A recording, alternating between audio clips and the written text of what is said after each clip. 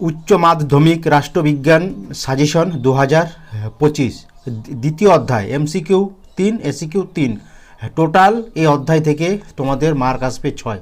শুধু এই অধ্যায় থেকে তোমাদের শর্ট কোশ্চেন আসবে, যা আজই আমি তোমাদেরকে দিচ্ছি। আশা রাখছি এর মধ্যেই তোমরা ফাইনাল পরীক্ষায় এবং টেস্ট পরীক্ষায় কমন পাবেই।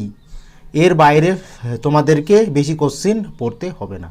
ওকে, তাহলে 1 নম্বর কোশ্চেনটি, ঠান্ডা লড়াই শব্দটি প্রথম ব্যবহার করেন? উত্তর বার্নার্ড বারুচ। ঠান্ডা যুদ্ধকে গরম শান্তি বলে বর্ণনা করেছেন? উত্তর হবে বার্নেট। ঠান্ডা যুদ্ধের পরিস্থিতি গড়ে ওঠে? উত্তরটি হবে দ্বিতীয় বিশ্বযুদ্ধের অবসান ঘটলে। দ্বিতীয় বিশ্বযুদ্ধ শেষ হয়? উত্তর 1945 খ্রিস্টাব্দে। ঠান্ডা যুদ্ধের সূচনা হয়? উত্তর 1945 খ্রিস্টাব্দে। ঠান্ডা লড়াইয়ের সঙ্গে সম্পর্কিত দেশগুলির নাম? উত্তর মার্কিন যুক্তরাষ্ট্র ও সোভিয়েত ইউনিয়ন। ঠান্ডা যুদ্ধের একটি মূল কারণ হল? উত্তর মতাদর্শগত বিরোধ। ফুলটন বক্তৃতা দিয়েছিলেন? উত্তর হবে চার্চিল। পটসডাম সম্মেলন কবে অনুষ্ঠিত হয়? উত্তর 1945 খ্রিস্টাব্দে। ট্রুম্যান নীতি গৃহীত হয়? উত্তর 1947 খ্রিস্টাব্দে 15ই মার্চ। মার্শাল পরিকল্পনা স্বাক্ষরিত হয়? উত্তর 1947 খ্রিস্টাব্দে। মার্শাল পরিকল্পনা কার্যকরী হয়? উত্তর 1948 খ্রিস্টাব্দে। নেটো গঠিত হয়? উত্তর 1949 খ্রিস্টাব্দে 4ই এপ্রিল। নেটো গঠিত হয় কার উদ্যোগে? উত্তর মার্কিন যুক্তরাষ্ট্র। ওয়ারশো চুক্তি স্বাক্ষরিত হয়? উত্তর 1955 খ্রিস্টাব্দে 14ই মে। প্রথম পরমাণু বোমা আক্রান্ত দেশটি হলো? এখানে বানানটি ভুল আছে। ওকে, উত্তরটি হবে জাপান। সুয়েজ সংকট দেখা দেয়? উত্তর 1956 খ্রিস্টাব্দে। ঠান্ডা লড়াইয়ের অবসান হয়? উত্তরটি 1991 খ্রিস্টাব্দে। জোট নিরপেক্ষ আন্দোলনের জনক হলেন? উত্তরটি লিখবে নেহেরু। জোট নিরপেক্ষতা আন্দোলনের একটি অপরিহার্য নীতি হল? উত্তর হস্তক্ষেপ না করা। বান্দুং সম্মেলন অনুষ্ঠিত হয়? উত্তর 1955 খ্রিস্টাব্দে। বেলগ্রেড সম্মেলন অনুষ্ঠিত হয়? উত্তর 1961 খ্রিস্টাব্দে। পঞ্চশীল চুক্তি কোন দুটি দেশের মধ্যে স্বাক্ষরিত হয়েছিল? উত্তর হবে ভারত ও চীন। এক মেরু কেন্দ্রিক বিশ্বের প্রধান দেশ হলো? উত্তর আমেরিকা।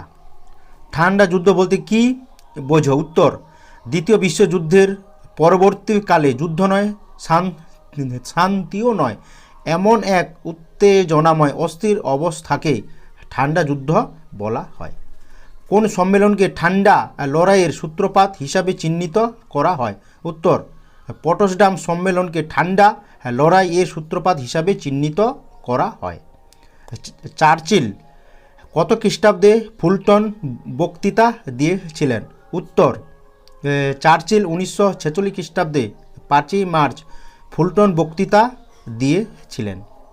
ট্রুম্যান নীতি কাকে বলে? উত্তর পূর্ব ইউরোপে সোভিয়েত ক্রমবর্ধমান প্রভাব প্রতিরোধের উদ্দেশ্যে মার্কিন রাষ্ট্রপতি হ্যারি ট্রুম্যান 1947 খ্রিস্টাব্দে 12ই মার্চ যে নীতি ঘোষণা করেন তাই হলো ট্রুম্যান নীতি। নেটো পুরো নামটি লেখো। North Atlantic treaty organisation. Soviet নেতৃত্বে গঠিত সামরিক জোটের নাম লেখো। উত্তর ওয়ারশো চুক্তি সংস্থা। ঠান্ডা যুদ্ধে গৃহীত যে কোনো দুটি পদ্ধতির নাম লেখো। উত্তর ঠান্ডা যুদ্ধে গৃহীত দুটি পদ্ধতি হলো? উত্তর প্রক্সি ওয়ার এবং ক্রুদেতা। কোন সোভিয়েত নেতা শান্তিপূর্ণ অবস্থানের কথা তুলে ধরেছিলেন? উত্তর প্রাক্তন সোভিয়েত রাষ্ট্রপতি নিকিতা ক্রুচেভ শান্তিপূর্ণ অবস্থানের কথা তুলে ধরেছিলেন। একটি পঞ্চশীল নীতি উল্লেখ করো। উত্তর একটি পঞ্চশীল নীতি হল ভূখণ্ডগত অখণ্ডতা ও সার্বভৌমিকতা সম্পর্কে পারস্পরিক শ্রদ্ধা প্রদর্শন। G77 বলতে কি বোঝো? উত্তর G77 হলো জোট নিরপেক্ষ দেশগুলি সম্মিলিত অর্থনৈতিক স্বার্থ পূরণের জন্য 1946 খ্রিস্টাব্দে 15ই জুন গঠিত একটি সংগঠন। এই সংগঠনটি ঐক্যবদ্ধভাবে স্বার্থ পূরণের প্রচেষ্টা চালায়। এক মেরু বিশ্ব কাকে বলে? উত্তর, যখন পৃথিবীর সমস্ত ক্ষমতা এবং অর্থনৈতিক ও রাজনৈতিক ক্ষমতা একটি মাত্র দেশের হাতে কেন্দ্রীভূত হয় তখন তাকে এক মেরু বিশ্ব বলে। নেক্সট কোশ্চেন, বহু মেরুতা বলতে কি বোঝো?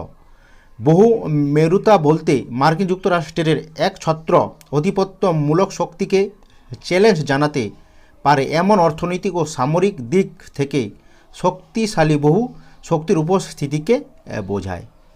নেমের পুরো নাম লেখো। নন এলিজেন্ট মুভমেন্ট। এই কয়টির মধ্যেই তোমরা টেস্ট পরীক্ষা এবং ফাইনাল পরীক্ষায় অবশ্যই এখান থেকে তোমরা কমন পাবেই।